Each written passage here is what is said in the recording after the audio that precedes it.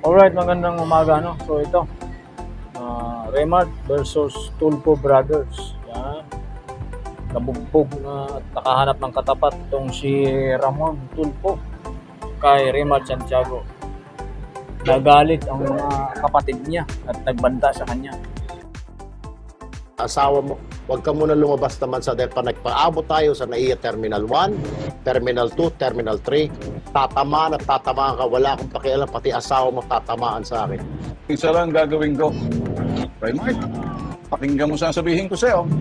Binabangga ko mga kriminal, mamamatay tao, matinong tao ka. Pero kung gusto mo malaking warehouse sarado, mag-aantay mga ambulansya, last man standing, lalabas sa loob, magsasara tayo ng pinto. Titingnan ko ang galing mo.